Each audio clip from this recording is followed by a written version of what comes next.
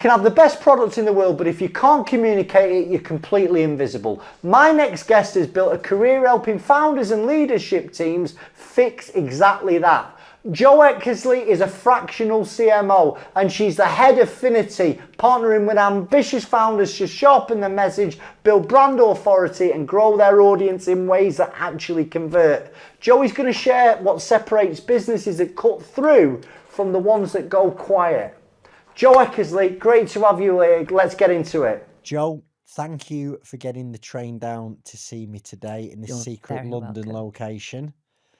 You know, anyone who's a bit more high profile, I have to convince them to come and see me in London because Preston's a bit of a drag away. So I do appreciate you coming down, and it's lovely to finally meet you in the flesh. Yeah, really lovely to meet you too. Thank you for having me. And I like your glasses. Thank you. So Jo, your book, it was titled "It Ain't Over Til." ... Yep. And it was for sort of founders and directors who have thought about quitting. Okay, I can really identify that. Yeah. But can you tell us what made you write this book? What's the story behind it?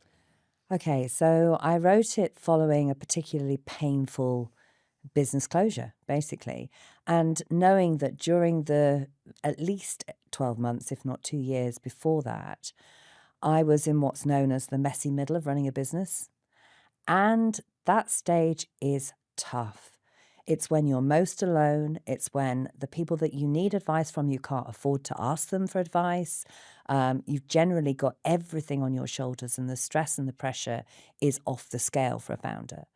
I think, you know, sort of it's often a business is so much part of who you are that your identity and everything is wrapped up in the choices that you make. So decision pressure is really hard at that point. And a lot of people, you know, are ready to quit, but then don't know whether they could turn it around, whether they should put a bit more effort in, whether they actually, you know, should close it or how to even go about that. And I searched at the time for anything other than just a blog post that would give me advice and help. I was constantly looking for books, or, you know, I didn't want to go and sit in a public webinar or conference, or, you know, I didn't want that because I was still up on stages presenting and everyone thought that everything was fine because I thought everything was fine. Often you do when you're going through that sort of really sticky, messy middle stage of a business, and pretty close to burnout, I think, for a lot of people. And the reality is that I couldn't find anything, and I started writing down the things I wish I'd known afterwards, almost as a cathartic exercise to get it all out of my system. And so many people were asking me about what happened. And in the end, I started saying I'm writing a book about it. And then that became a big thing. And, you know, I thought, okay, it can't just be my voice. I need the credibility of some other people in here as well. So I invited others, including yourself, into the book. And we now have something that I think is actually a bit of a blueprint for people who are stuck at that point and don't know where to turn and just need some advice and need some ideas and suggestions and pathways that they could follow that will help navigate through that messy middle stage. So that, in a nutshell, is what happened. And interestingly, you've said like you were on stages. You was talking, and I think I've supported quite a number of fairly high profile people through this type of these issues, insolvency issues. Yeah. And what I found from other people is that really attacks their self-worth, their pride. You know, would you tell us a little bit about why you're on those stages? You know, what do people know you for, Jo? Well, people know me for, now they know me for my knowledge around, you know, startups, founder challenges. I support businesses with fractional CMO work, but also that extends more into CEO founder advice. I'm a mentor on a number of programs, and I'm also an Innovate UK monitoring officer and assessor and have been for 19 years. So I'm often asked onto stage to talk about my experience, you know, just generally in life.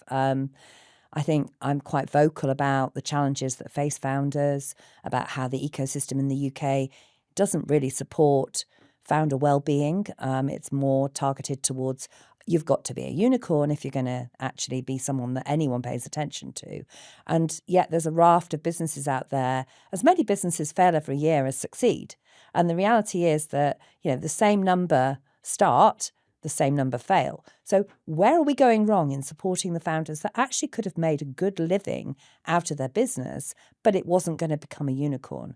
We drop them. It's like, suddenly they're not welcome on incubators or accelerators or for funding support or even grants. It's harder if you're just someone who is building sort of a sustainable business that may not be turning over billions and might not be a unicorn in the future. Might just be a good lifestyle business that provides a...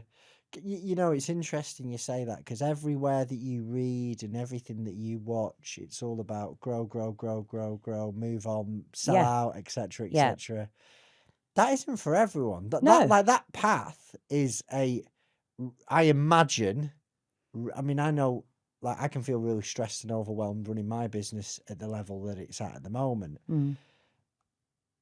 I can only imagine that the turmoil, and torment that goes into, when you take it to that next level. Yeah.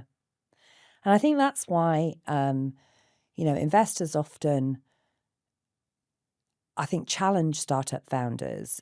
Are you the right person to run the business when it gets to a certain point, like Series A, for example? Because, there's a certain mentality and a slight craziness, I have to say, that comes with being a startup founder. You have to be a risk taker. You have to have, sort of reserves that goodness knows where I pull my reserves from sometimes. I really have no clue. 7 businesses in and I'm still doing it. Why? Most of my family would probably ask me, why on earth can't you just go and get a normal job? Well, I don't actually think I would be very well suited to a normal job. Pretty much. I've made myself pretty much unemployable, I think. But the reality is that, so we are building and creating and innovating. And that's what we as humans are innately good at.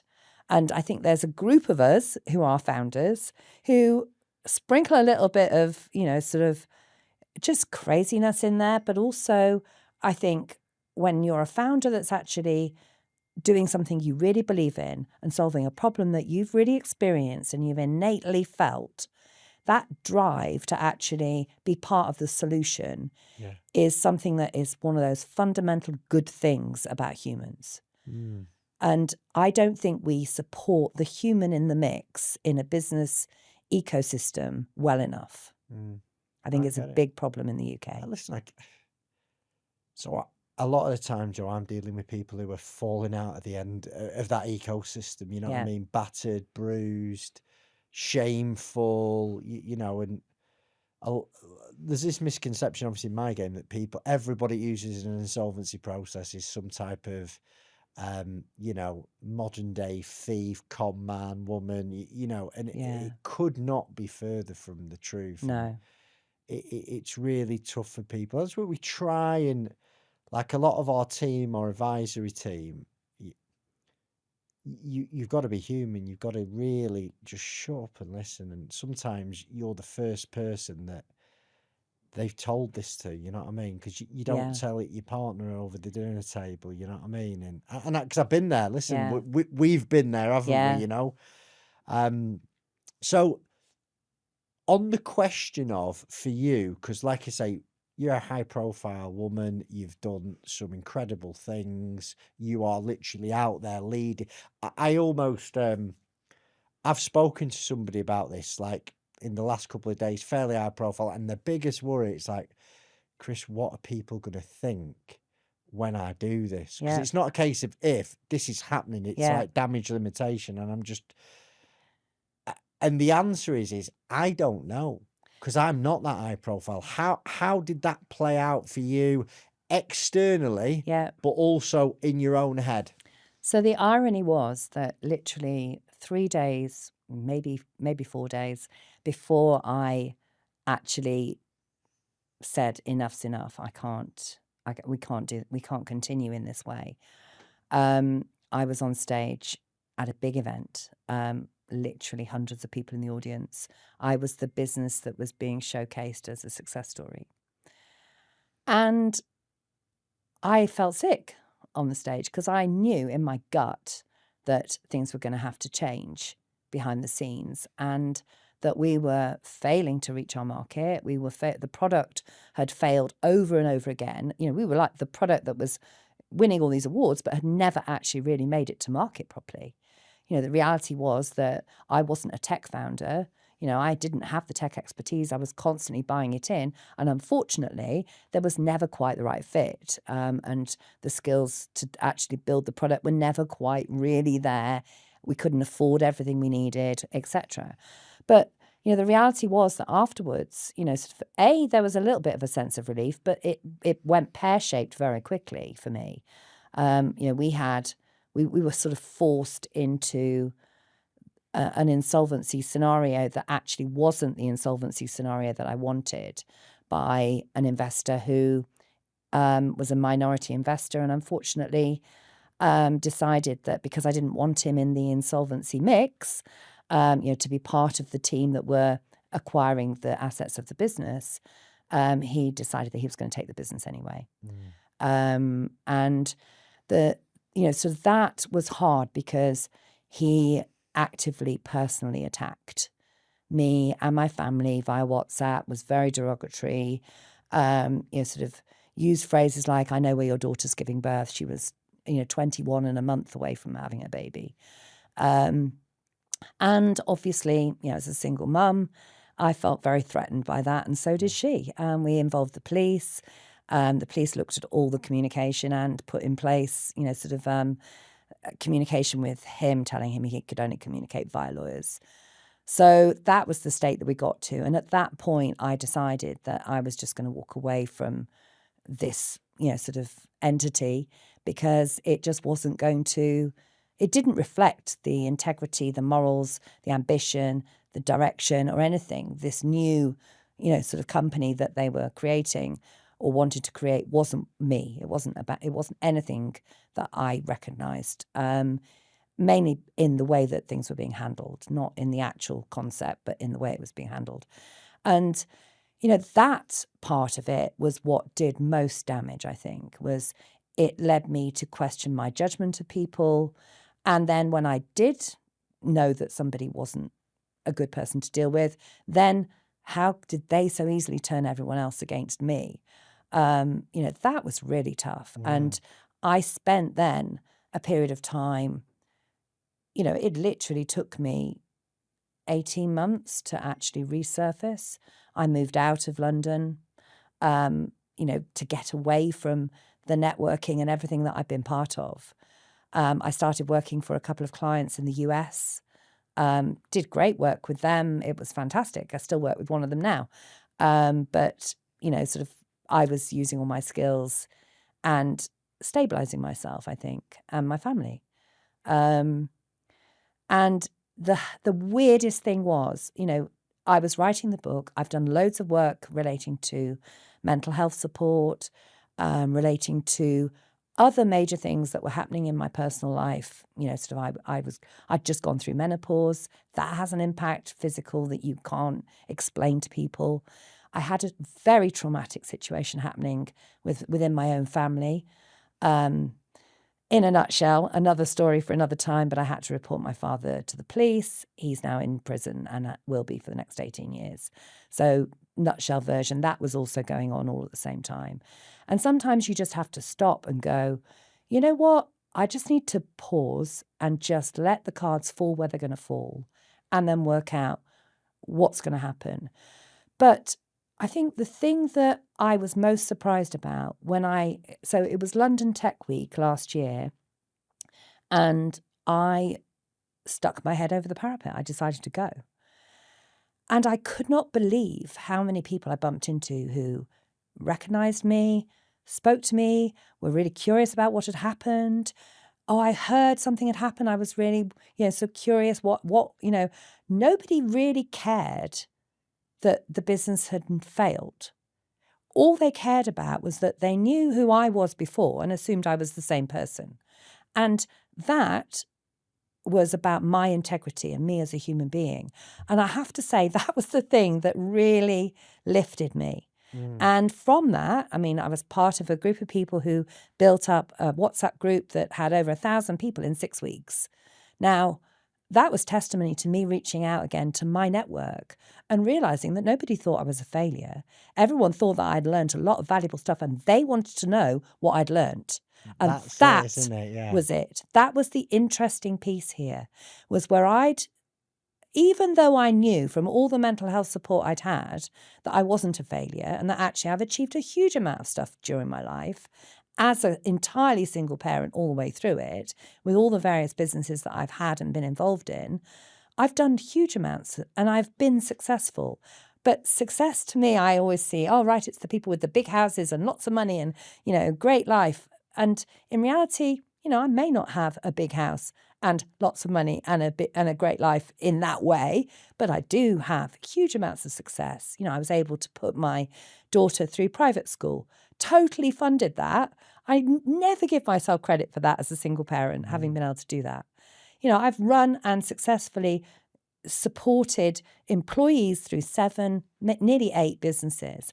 I'm about to launch a business that I really care about because it brings expert advice to founders and founders to the expert advice. It bridges that big gap between the two in a way that makes it affordable, easy. And that's because I've experienced the problem that I articulate in the book, and I'm now taking that problem and driving it through into an actual business that will make a difference for founders out there.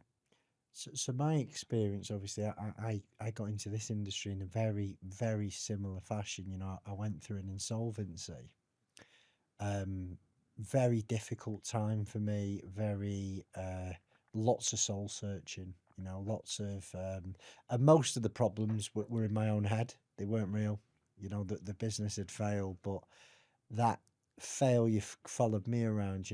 I'm from a little town. Quite a few people were quite happy, I'm sure, that I'd failed, but it was old news after a while. Do you know what I mean? Yeah. But on the back of that, there is a saying, and I love this saying. It says in the seed of every adversity is in every adversity is the seed of an equal or greater benefit. Yeah. And that's what's allowed me to do this. Fast forward 12 years. Yeah. And I make a living, I feed my family, I help a lot of people, but I couldn't see it then. I couldn't see it when I'm in the midst. Wouldn't it be nice sometimes if God had say to us, don't worry about this, right? I've got you. I'm putting you through this because so you need to can do this. that, Yeah. right? You're in the fire, aren't you? Yeah. So in your experience, what would that turning point for you to go, you know what? I can use this shitstorm I've just been through to help others? I think, weirdly, I sort of knew even when it was happening. Because I started tuning into something that wasn't actually to do with the business. It was to do with me as a human being. But that only really landed about October last year. And I suddenly realised that I don't need to just be confident. I am good at what I do. I am good at marketing and comms and running businesses, and I do have a wealth of experience to call on. And that landed something in me that wasn't just about being confident, it was about being me and really knowing what I know. And I think that was when I had that sense of this is all happening to my benefit. It just doesn't feel like it right now. And I sort of rode through it, just holding on to that there was a reason for all of this. And I mean, you mentioned God. I mean, I do have a strong faith. I don't go to church very regularly, but I have a very strong faith that there is something there that actually is slightly more in control of things than I am. I influence things, obviously, but I think there is a journey that we're on and there's a reason we're here. I think that's why having a purpose for your business and knowing that you're doing it for a reason is really important. And so knowing who you're doing it for is really important. And these fundamentals are critical if you want to actually be successful as a business person. You can't just be doing it for your own selfish reasons. That's when you will fail. If you fail because you've had a purpose and you've been doing it for a reason, then You haven't failed. You've learned. You've gone through an experience that is teaching you. The one big thing that's really stood out to me that I wish I'd known back on my first business is that first business is probably the one that's going to be your teaching business. That's like your university. I mean, I didn't go to university. I wish I had. I didn't. I got loads of A levels, loads of O levels in back in the day. I could have gone. Decided not to. I was fed up of being educated. I just wanted to get out there and do stuff. School interrupted my education. I hated it. Absolutely agree with you. But the reality is that, my first business, I should have realised was actually a learning experience. It was never going to be the chance of your first business being the one that actually is the really big success and makes you loads of money is so tiny. It's ridiculous. So almost just get it done, Yeah, get it over with. get it done, move. learn So I all suppose the it's like your first boyfriend or girlfriend, isn't it? Exactly. Learn all the shit you need to learn. Take all those lessons. Go forward, and it is every single one has been a learning experience. I clearly learn things the hard way. I clearly have to have things several times before it really sinks in. But I'm not afraid of taking risks now. I'm not afraid of taking those chances, giving it a go, or making the mistake, because now I don't sort of see it as failure anymore. I see it as learning. I see it as mistakes that are teaching me something to help me get to the point where I actually am able to do all the things I need to do and get to the point I want to get to, which is not where I want the ambition that I had before. It's more about health, well-being, happiness, and stability. Those are the things that I want in my life. Let's move on to the relatively new venture. Yeah. Okay. Tell us what it's about. Who's it for? How is it going to help? Okay. So I touched on it a minute ago. The reality is that for founders, especially those who are stuck in the messy middle of running a business, it's very hard to get the right advice at the right time. But the reality is, if you get the right advice at the right time, it can save you months and months and months, literally, of going down the wrong path. So we have developed a platform that has lots of experts on it who are from all sorts of walks of life, but they're all vetted. So it might be they're an expert in doing business in Germany, or they might be an expert in marketing, or they might be an expert in finance, or they might really understand the consumer fintech space. Anything pretty much to do with, running a business and things that we need to know often. But what I've done is I've done it in a way that founders can come and buy 15 minutes, 30 minutes, or an hour of an expert's time. So they can either try before they buy if they want to actually engage them as a fractional. They can try lots of different people. They can assemble a group as an advisory council for them for a specific, project they might have.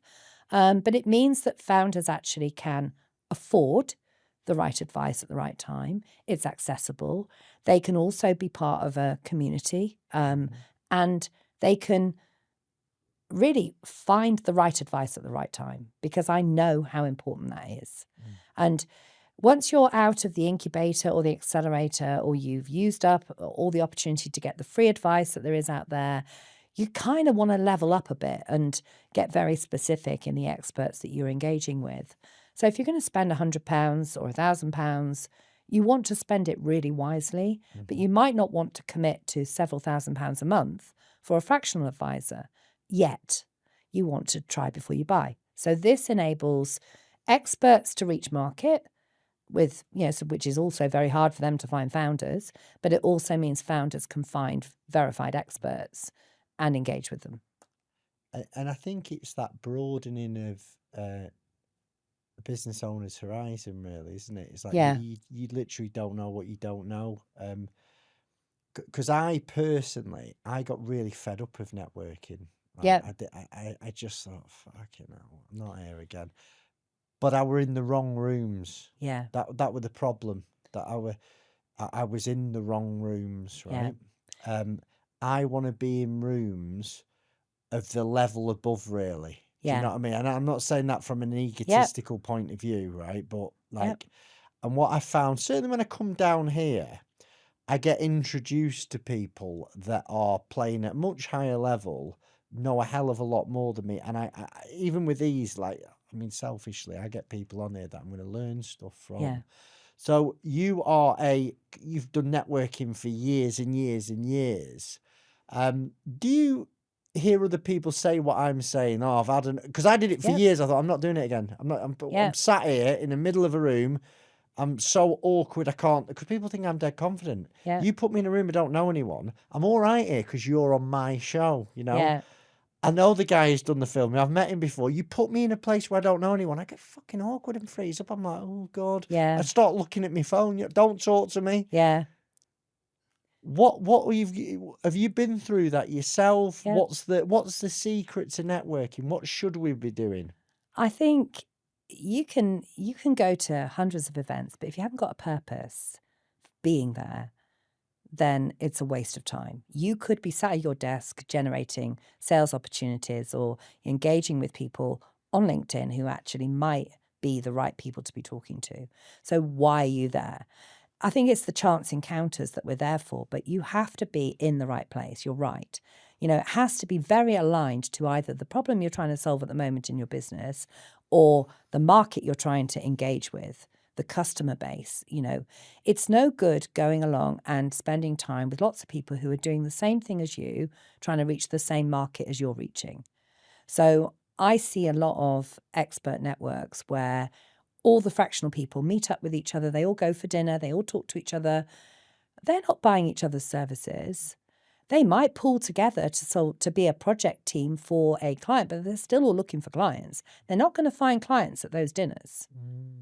Yeah. You know, I think one of the things that we misfocus on when we're networking is our whole reason as business people for existing should be to be creating demand for our business. So if that networking opportunity is not going to create demand for your business, then why are you there? I'm going to use that one. I like it. Let's move on to fractional. You are a fractional CMO amongst many other things. I have a portfolio career now, Chris. I never knew what a CMO was. I've heard of a CFO. Yeah. Right? I've heard of a CEO. Tell us what a CMO does. And then tell us why somebody potentially would look to bring in a fractional CMO as opposed to, I don't know, marketing grad or going to an agency and paying them a retainer every month. Okay.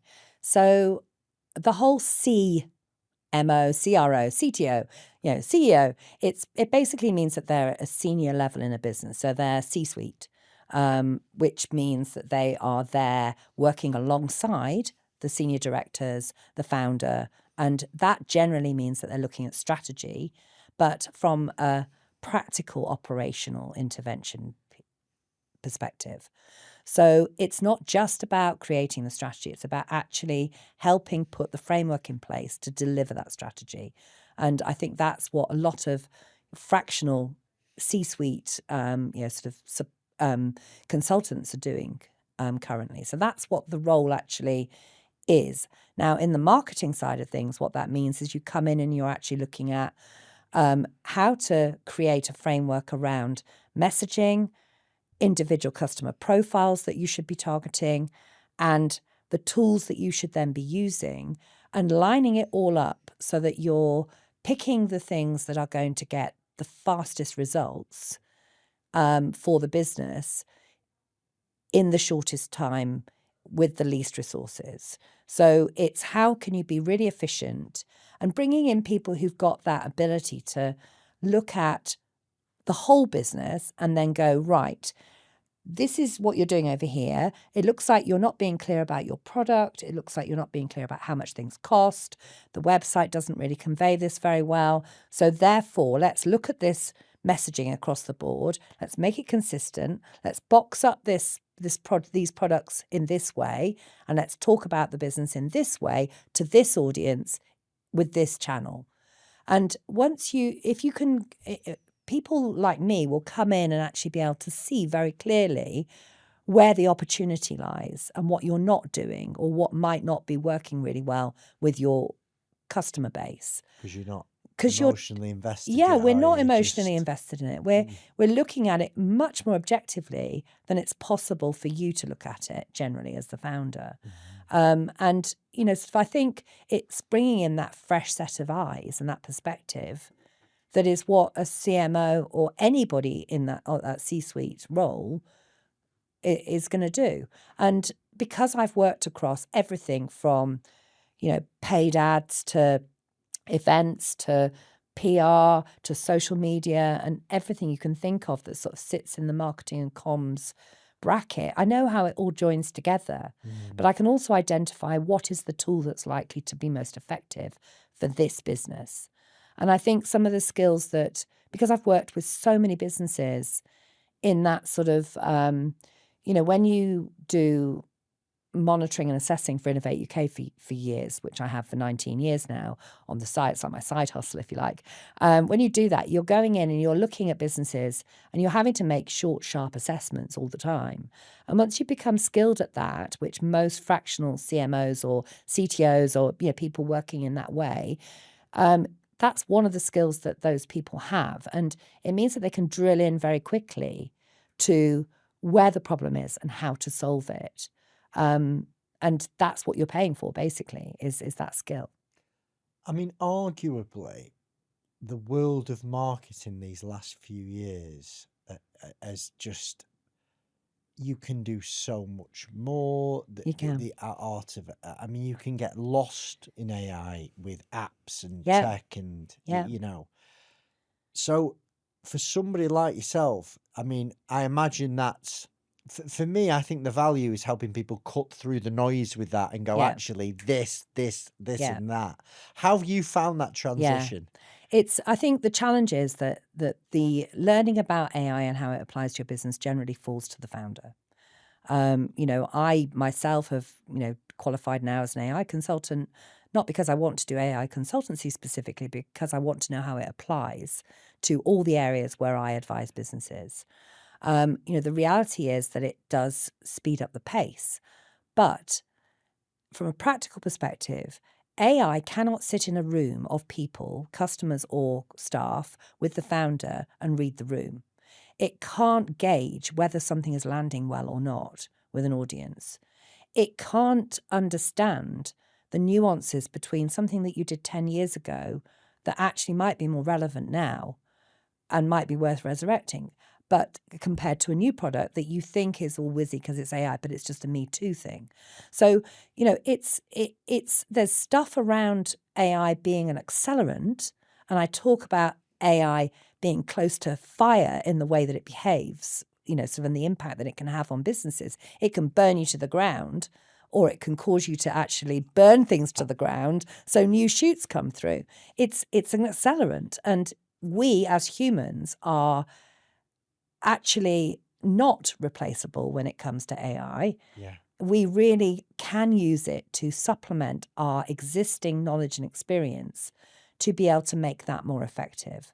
And one of the things that is really critical here, and we go back to the whole, you know, sort of why is it important that founders, you know, think about and survive that messy middle stage. These are tools that will help you to do that, but they also enable you to create space. Don't think they're an accelerant so you move faster and you do more, which is the big risk. Everyone's feeling quite overwhelmed, I think, by the prospect. Absolutely. of- Actually thinking yeah. about it, isn't it? Yeah. It's like, how it am can I be going really to distracting, how am I I going to think. get my head around all of this? How can I learn it all? How can I apply it to my business? What impact is it going to have? You know, how should I use it? All of these are big, big questions. But the reality is AI will be its best and we will be its best when we create space for both. So yes, we need to learn how to use it, but we also need to use it to create space for us to be more human and to actually support the humans in our organization and their humanity and not just focus on the technology piece. So for me, like Yeah. I almost set this whole business up on just doing some, at the time, were really cringy videos on Facebook and YouTube. Videos no one watched for years, okay? And it just slowly started to take off. And that's actually how I got off the ground. My view for a lot of time, well, I'll do a little bit of Facebook ads, do a little bit of social, do it for Google ads. I mean, I burnt money with Google ads like for so long, like, because it's sold as a dream, isn't it? You know, and I've also seen, I'm having a bit of a rant here, but I need to get it off my chest. I've seen times where Facebook ads were just so easy. And then Google ads were really good. And then out of nowhere, it changed. And like, so that was sort of how I went at marketing. Not so much today. I'm a little bit more, I'd like to think I'm a little bit shrewder. But what I want to know is, what does a proper marketing strategy look like? It starts with, who is your audience? So you'll hear people talking about ICPs. That means individual customer profile. So you might have 1, you might have 6, but you need to know who they are. You need to know who it is that is Mr. or Mrs. or Miss or whatever, a typical person who will buy your product. Once you know who that person is, then you have to imagine that everything you're doing is talking to that person. So if that's a, I don't know, 55-year-old man who lives in a town in the Midlands, who plays football and eats, sort of curry on a Friday night, married with 2 kids, they go to the local, sort of state school, then your conversation with that person is going to be completely different to another ICP profile that somebody else might have, which is, sort of a young, sort of female student who is, sort of really into her hair and beauty. The conversation that business has with their ICP is going to be completely different. So you need to know who your customer is, and you always need to create an imaginary person and describe who they are on paper, so you know who you're talking to, because your tone of voice to that person, for the football fan who's in his 50s compared to the tone of voice to the student is going to be very, very different. And even the channels you choose to engage with them is going to be completely different. Okay. So I want to dig in and perhaps push back a little bit on that. Okay. I've never really thought that much about it. And we spoke before the camera started rolling, and it was almost... You said some really nice things about how I come across. So I've almost, we've tried to be really authentic who we are. Like most of my peers are public school boys. Nothing against people from public schools. They are dressed in a shirt and tie. They speak a little bit posher than I do. So I've just sort of gone out there and been me, and I know that repels certain people. But they're probably not founders. It's probably people who sell the services similar to the ones that you sell that it repels, because they make up that community, but they're not your customers. It's almost like we've not given much thought to this, because I sort of know now. I know where most YouTube's great. It really tells you who watches a lot of your stuff, and I would say most of my clients are men 50 to 60, business size sort of. I'm talking me specifically. My business probably 2 million upwards. They're the best type of clients. But I'd almost feel unauthentic. But would they have changing who I am? No. But would they have come from a public school background? That group.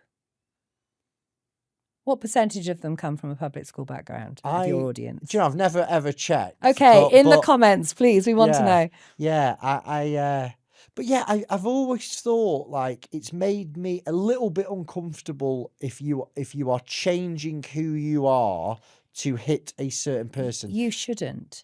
Because the point is that if you're running a business that is solving a problem that you know is out there for a group of people that you care about, that is the point. Your background and who you are, if you're authentically rooted in the problem that you're trying to solve for people, which you are, that is what's carrying the weight. It's not about whether you went to X school or Y school. It's about whether you genuinely care about the problem and solving it for the person that you're talking to. Now, it may be that, sort of, I would question the percentage of people out there, male and female, who are running businesses and have set up businesses, whether their actual educational background really makes a difference to who they are as individuals. They've got a tenacity about them. They recognize grit. They recognize, so people who care about who they're working with. And those are the qualities that you embody and you convey in what you do. Now, your audience is, people who care about what they do. They're concerned. They need someone they can trust and relate to. You are relatable in that regard. And you have the opportunity to, sort of continue to build your thought leadership around being a relatable person in this space, because you're talking to people when they're at their most vulnerable. I'm going to move on to the next thing I wanted to talk to you about. Okay. Can I have a sip of my coffee? Knock yourself out. Go for it. You've worked I've very hard here, Jo. I appreciate I've been trying not to drink my coffee on camera. And obviously, I want to know the biggest mistakes people are making in marketing. In marketing? Because there's so much.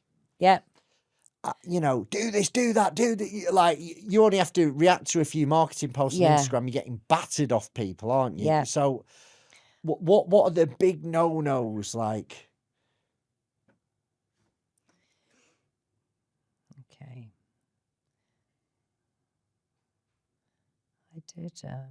I love someone who prepares for my show. Yeah, I did think about this beforehand. Go on then, ask me the question. When it comes to biggest mistakes that a director can make when it comes to marketing, a lot of them in fact, go on. It's people try and just spray and pray. And the challenge is that there are lots of options. There are lots of things that you could do. You could do events, you could go networking, which we've talked about before. You could put your content on lots of social media channels. You could produce content till the cows come home. The reality is, going back to the who it is that you're actually targeting, what are they going to respond to? And if you know who you're targeting, you pick one or two, literally one or two channels. So you either go along to lots of events and you stick with that as a strategy.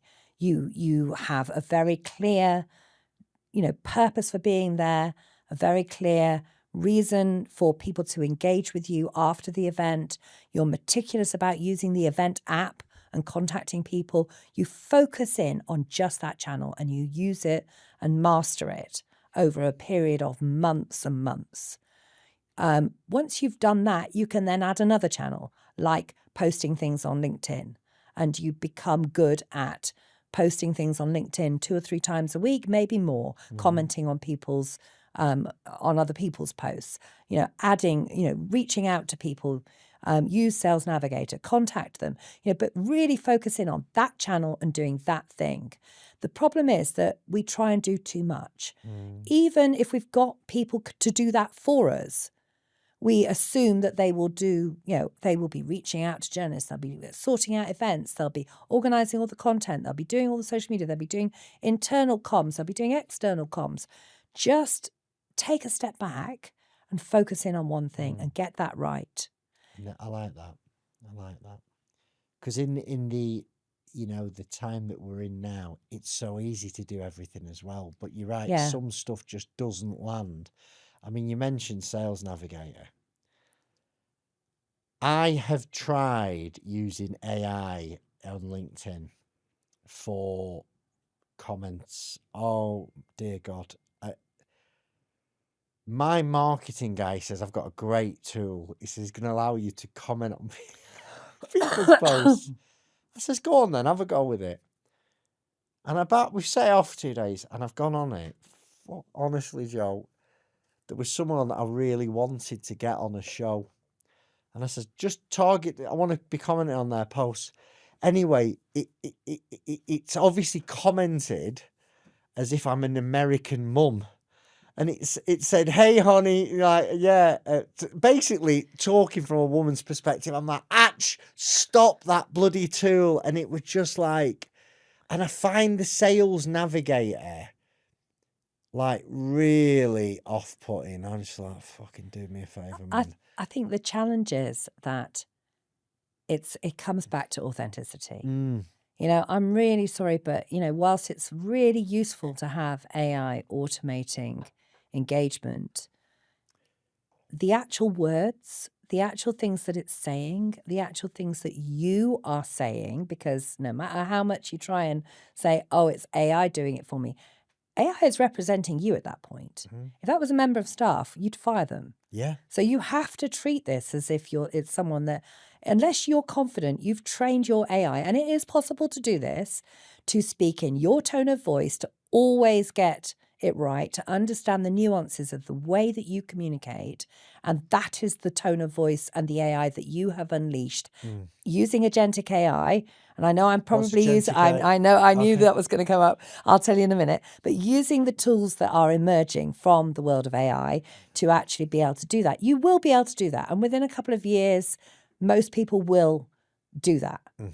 But right now, there's some very embarrassing moments. It's like giving a crazy 13-year-old who doesn't know what their identity is yet and are trying out lots of different, you know, personalities and lots of different styles. One day they've got pink hair, next day they've got green, next day it's down by their, you know, backside and they're, you know, sort of wearing open-toe sandals. You know, I mean, it's like, you know, so they are so mixed up in their identity that they don't know who they are. Right now, if you give your, you know, sort of the writing and the distribution of anything that is from you to AI, you may as well be giving it to that fictional character that I just created, because they're not going to, you know, unless you've trained it, it's not going to sound like you. You're taking a huge risk. But the reality is that 2 or 3 a week, well-placed comments on people's, you know, sort of social posts or an article from you that's really written from the heart. It's almost stands out because there's none of it. Of course it does. Because LinkedIn, you just see AI commenting on AI. Yes, I just think, so be authentic, be yourself, and don't feel under pressure to be doing it all the time. Do it when it suits you. But, you know, we were talking a minute ago about how to actually tackle marketing strategy. Know who you're targeting, pick one way, one method to engage with them, focus in on that in that group until you've really built up your profile with that particular audience, that your one product that you're promoting to them and the one channel. Once you've mastered that and it's working, then move on to the next. Right. I want to start and touch on Innovate UK. Okay. Because I think there's a lot of people out there that don't know what it is. Okay. And I also want to ask the question, what separates the startups from the companies that get funded to the ones that don't? So we need to be clear. I mean, I am one of many hundreds of monitoring officers and assessors who are independent contractors to Innovate UK. So I'm not employed by Innovate UK technically. You know, so I've just been around that organisation for 19 years. I was one of the very first monitoring officers and assessors when there were only 10 of us right at the very beginning. So I understand the organisation. I understand what it is that they are trying to achieve, or I believe I do, as far as the engagement with startups is concerned. And their aim is to drive impact using innovation for economic benefit for the UK. So if you're looking for funding and you're coming up with innovation that pushes technologically the needle in a sector, that could be biochemistry, it could be engineering and electric vehicles, it could be AI, it could be education. I mean, there's a whole raft of competitions at the moment which relate to, you know, education and new qualifications that are going to drive people into technological industries.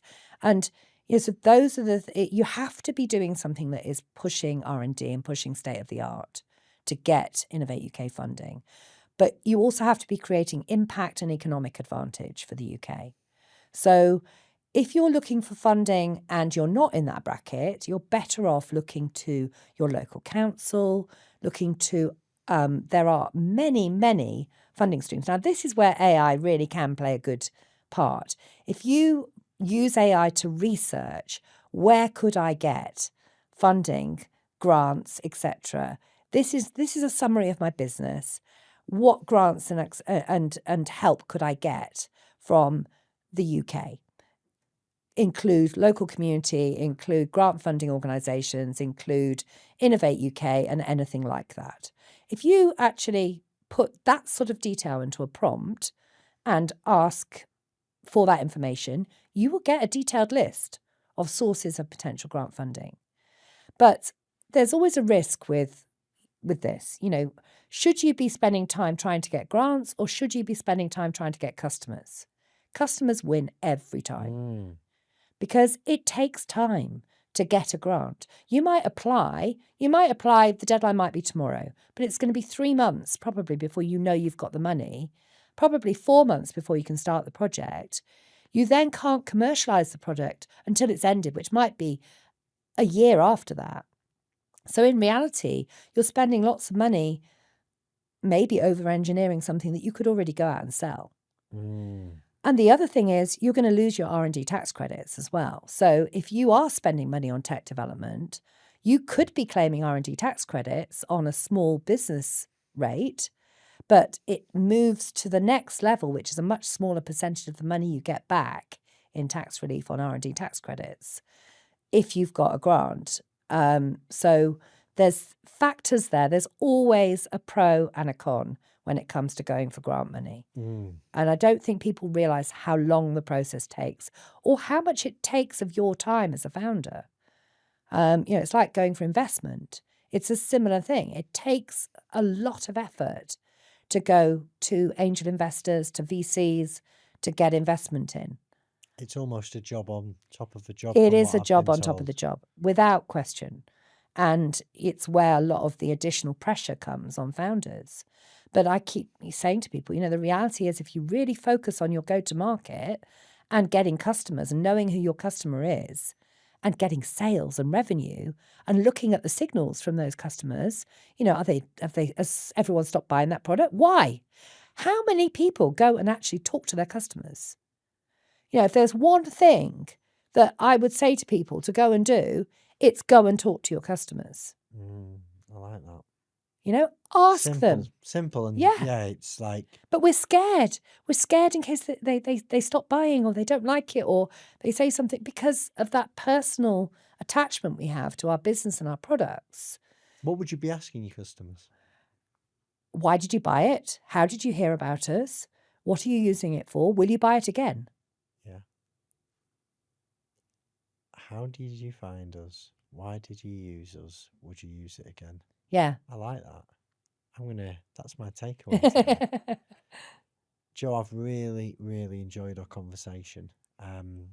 For people who are watching and listening, where would they come to find out more about Jo Eckersley At the moment, they will be able to find me on my website, which is Finitie, FINITIE.co.uk. I'm on LinkedIn, obviously. I'm quite easy to find on LinkedIn. And Finitie.net, which is the network, will be launching imminently. So hopefully by the time you're listening to this, you'll actually be able to find that. All in the show notes. Yeah. And also, I'll give you a link for people to have a discount on the book as well, if they'd like that. Jo, thanks for your time. Thanks for coming down. Have a lovely day. Yes, you too. Thank you for having me.